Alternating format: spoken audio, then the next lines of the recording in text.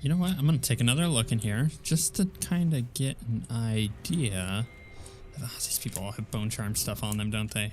I do kind of want that. The problem is this guy's up here, and we're going to need to sneak around, but there appears to be no loot. Okay. And it doesn't appear like that goes up. Okay. So essentially, I just need to wait for my energy to come back. And oh, I didn't realize I could do it this way. Can I? Can I get over there? I don't feel safe doing that quite yet. So, what if I put it like this? Save. Will I be ready when my turn comes? Okay. I think that should work. Where'd that guy go? That guy's over there. Okay. Ooh, can I mastermind this with like a ton of mines? If I can like put this behind him. Is he behind something? Ah, oh, yes. I think if I stay crouched, I could take this guy out. Especially if these people are facing. I wish I had never felt the draw to study the forbidden, to transgress. Kind of waiting for this person here in front of me. Not the one patrolling around, but this one. My bone talisman and whale oil for a few hours. It has seen better days. Because if she turns around, then this guy's easy to take out. If he's still there, he's not. Uh-oh. Where's he patrolling to? Oh, now he's over here. Oh, I see. He's still in a bad spot because this person is like facing like right. Oh, no, let's get a good look. Totally would see me. No doubt about that. No doubt about that. I'm in that cold, cold darkness. I could avoid them, but I want the bone pieces, even though I'm not really using them. Always watching. Okay, we're gonna save. Sometimes I sense his black stare in I my may. back. Okay, if she's doing this whole thing. Okay, here we go.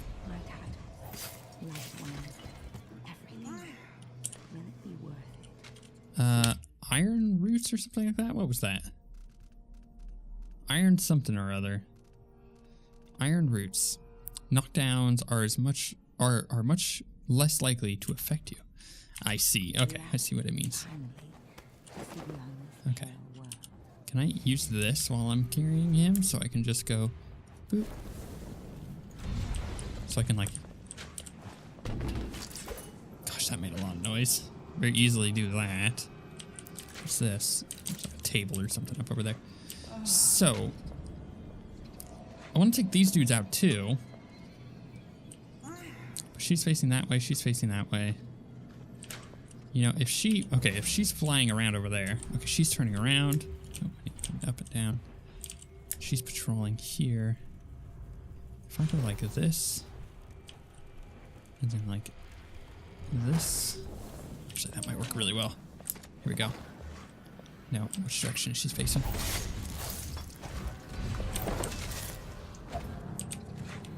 Someone there. Help! Help! Okay, that almost was cool. That was almost cool.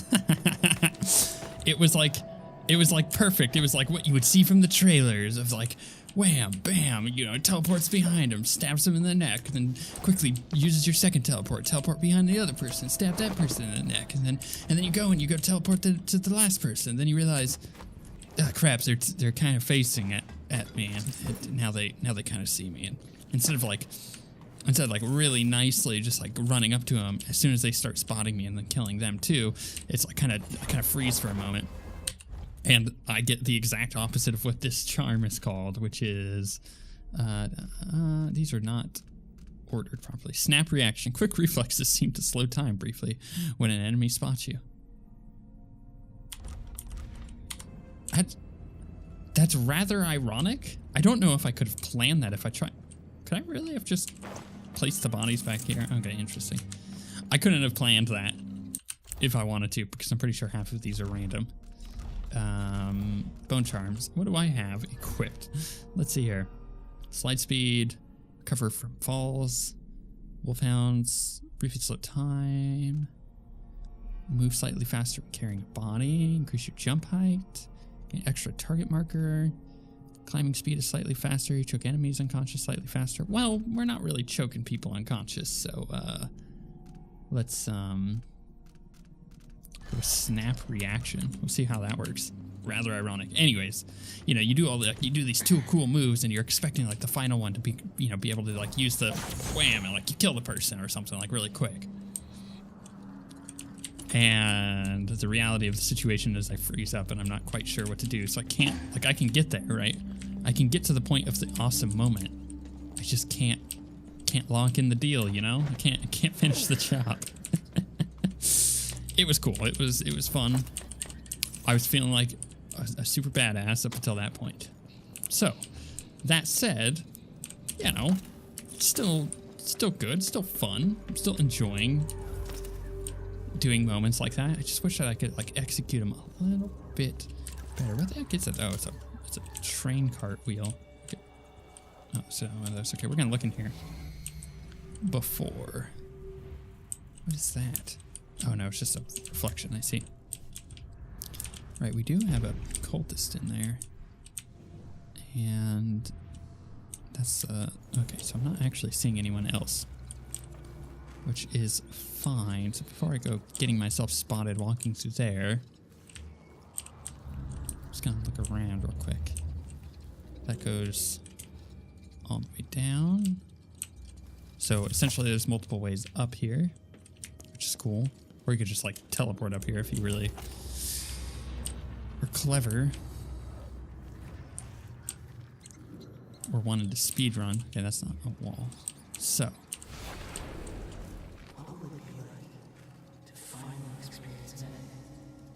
I don't know. What would it be?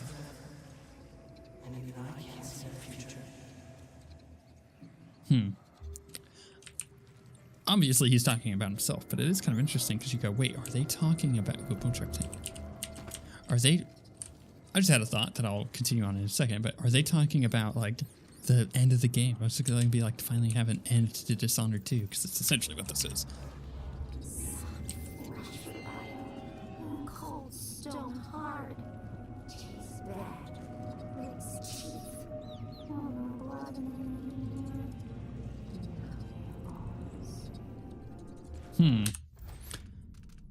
What clue was that I just got? The rats at the Shindari North Quarry have noticed certain cultists transforming from flesh and blood into unearthly stone beings. Ooh, creepy. So I'm finding a lot of raw whale bones up here, but the ocean's pretty far away. So obviously there was something spooky going on up here with the occult stuff.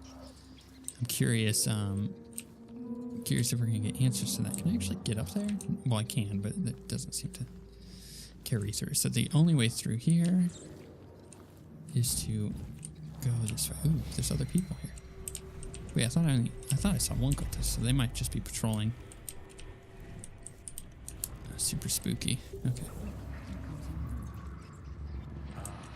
Indeed, we are truly fortunate to experience the passage of Envisioned twice in one day.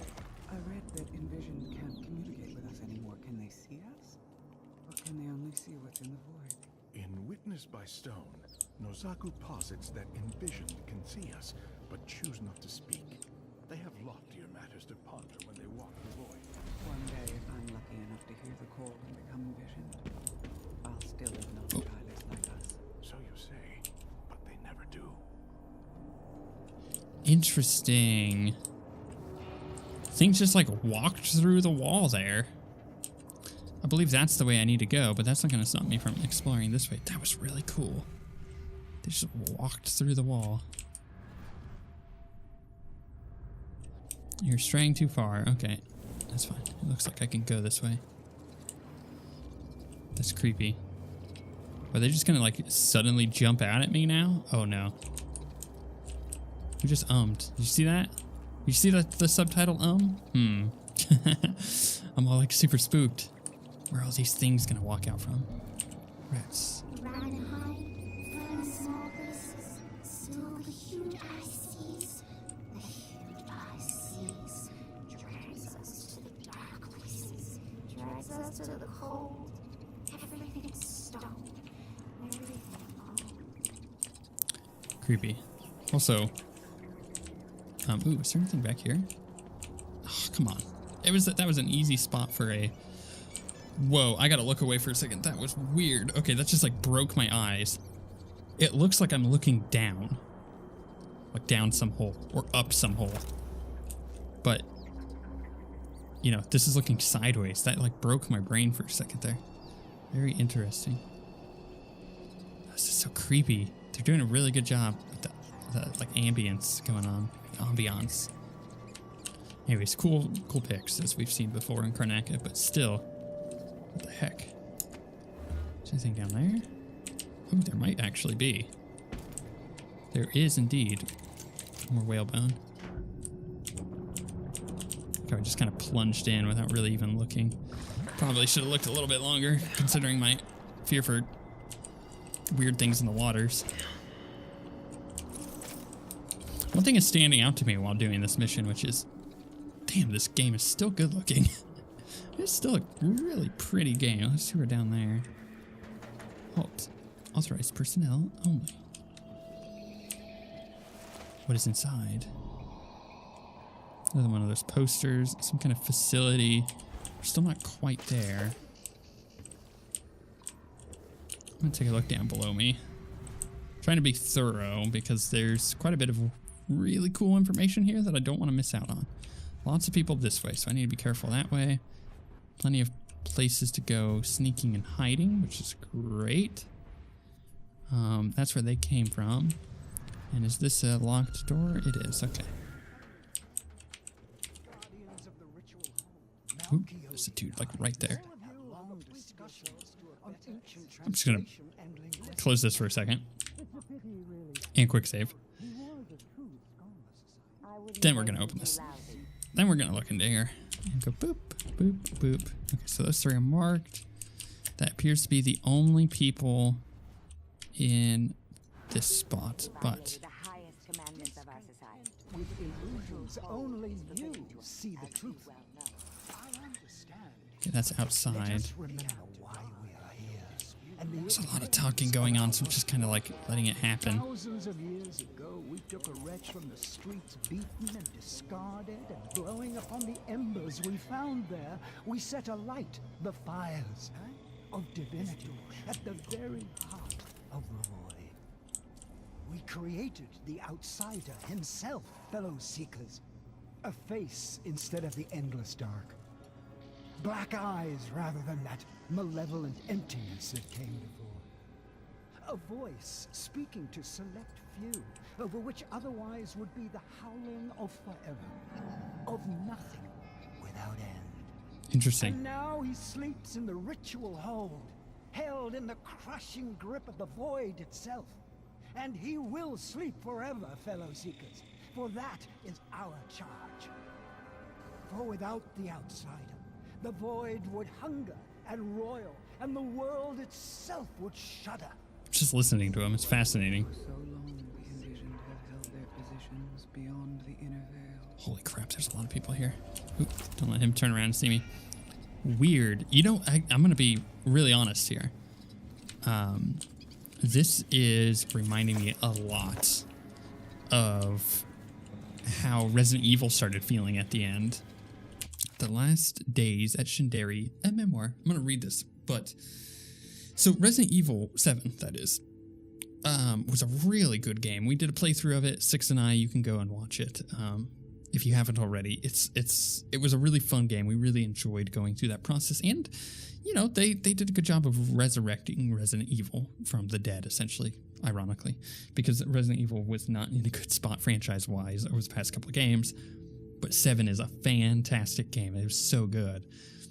And the thing with it is towards the end, you started kind of getting a lot of really weird information, a lot of interesting information. And I kind of feel like that's the same thing here. So we're starting to get all the weird, spooky information that's making things make sense. But when we get to the end, it's just going to be like, what the heck just happened? Like, and we're going to really have to think about that and the consequences for the rest of the games. And I think that's really cool because that's what I wanted out of this game. And again, this is starting to feel way more like a full and it is a standalone game, but like a full Dishonored game, more so than it is Dishonored Death of the Outsider, which is kind of like a standalone thing. It's just, it's interesting how they've managed to create a really cool experience that feels way different than what I was expecting. So, excerpt from the last days at Shinderi, a memoir. It started with hallucinations. Juan Gallardo, let's go with that, screaming when her, Juana, screaming when her house vanished as she unlocked her front door. Miners returning from the depths with hair raising, tales of tunnels appearing, already quarried and cleared beneath their pickaxes. But soon the entire town was awash in the unexplainable. The first time I hallucinated, I was working in the Shinderi Mining Company store, distributing supplies to prospectors fresh off the carriages from Karnaca. I pulled a head lantern from the shelf and turned to hand it to a customer, but he was gone. The shop was gone. I was standing alone in a dust-swept street amid tumbled ruins. It was North Quarry Town, but different, as if decades had pressed it into the earth. I blinked and the vision dissipated. I was left befuddled, staring at a curious customer. Soon, all of the North Quarry started flickering in and out of existence. Talking to a friend, they disappear mid-sentence, roll over in your bedroom, and wake up under starry skies. We lost sense of what was real and what was illusory. There we go. And it worsened. The town disappeared for days while we camped in caves and spoke in hushed voices. It became unbearable. One by one, my neighbors fled to Calero, Bastillion, anywhere but Shinderi. Soon, I was the only one left wandering deserted streets alone. I'd gone half mad with loneliness, roaming mine shafts deep into the mountains when I stumbled upon a giant eye. It seemed to hum with the power beckoning me, and when I touched the eye, understanding exploded within me. The invisible layers of the universe were laid bare to me. I left the mines a wiser woman. Shinderi's secrets a mystery no more. I witnessed no more vanishings. Forever after, the town remained stone solid for me. Weird. I wonder if because they mentioned, like, you know, going in and out of the streets and suddenly you're in empty streets that looks like it's been decades. I wonder if the void kind of touching the spot seems to be a crossover of time and space more so than time and void. Or maybe the void is time and space. Or kind of like a subspace. Because if they're feeling like they're going into abandoned streets that seem to have been abandoned for decades, maybe it's just like they're walking through time. They were wormholing into the future or the past and stuff like that. And that is what's going on. I wonder if that is the case. That's kind of what I got from reading that, which I find fascinating, but terrifying.